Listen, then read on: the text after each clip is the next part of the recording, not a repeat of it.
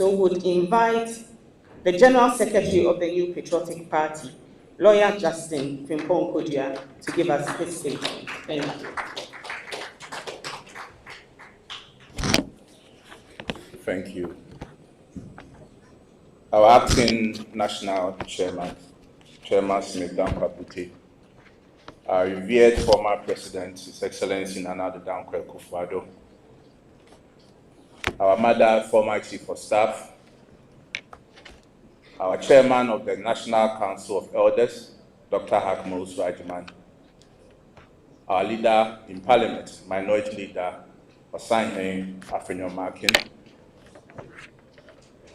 our IGP and your men, reps or members of the National Peace Council, our fathers and mothers of the National Council of Elders, colleague national officers, our dear aspirants, ladies and gentlemen, we are witnessing a very important day.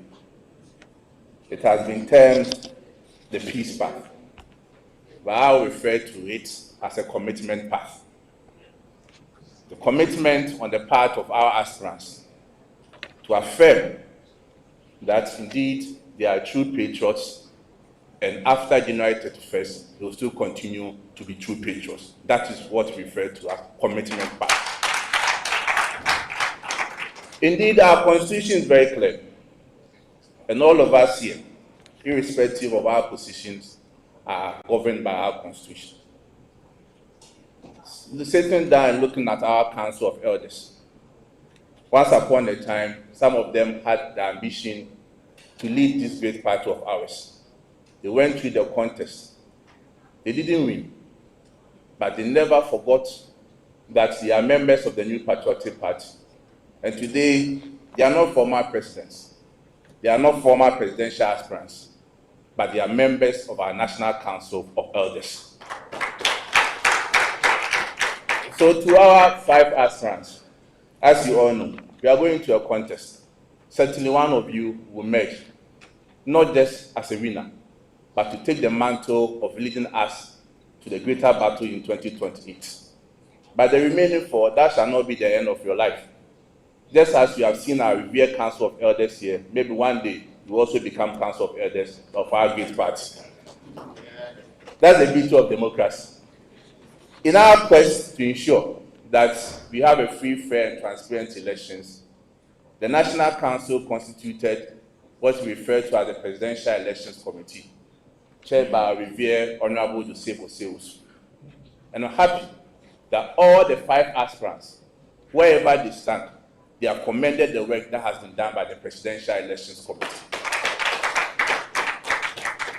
Again, I also commend my colleague national officers.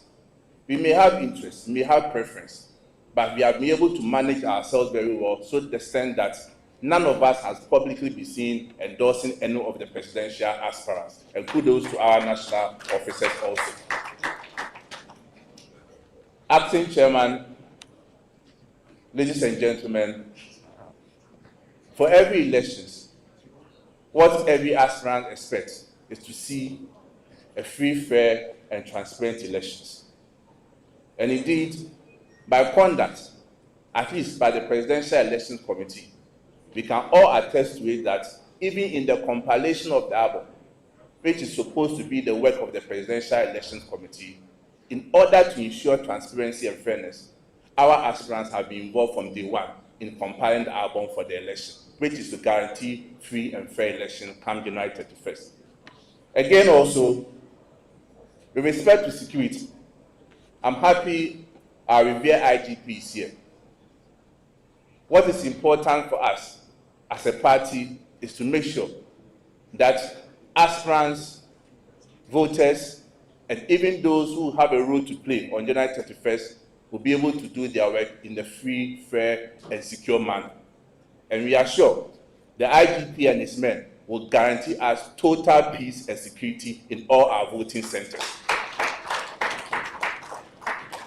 So IGP, I will not do your work for you, but I want to use this medium to send a strong caution to any person in our party or outside our party who has any intention of discrediting or trying to mar the beauty of our democracy come January 31st, that be careful, that on that day, the IGP and his men will apprehend anybody who tries to cause chaos on January 31st. Mr. Chairman, I cannot take my seat by also making this important comment to our aspirants. Please, all of you should understand that none of you alone, even when you win, can secure a victory in 2020. And therefore, you will need the support of your brothers to be able to win the elections in 2028. And therefore, let us not see that this is just a fair contest. This is a contest of just how to show that have the support in the party. Whether you have the support or not, when you win January 31st, you will still need our brothers to carry you on for us to win the elections in 2028. And I can assure you that as administrator of the party, every support that we need to give to all our aspirants, and even after the elections, the process of reconciliation to bring everybody on board, you can trust us that we are fully prepared and ready to support you to make sure that we rally ourselves together to fight for the victory in 2020. Thank you very much, and God bless us all.